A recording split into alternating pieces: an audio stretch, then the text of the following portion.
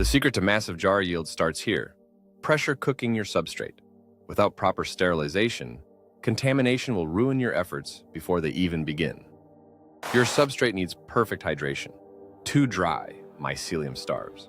Too wet, you invite anaerobic bacteria. Aim for field capacity, moist but no drips. When inoculating, be swift and sterile.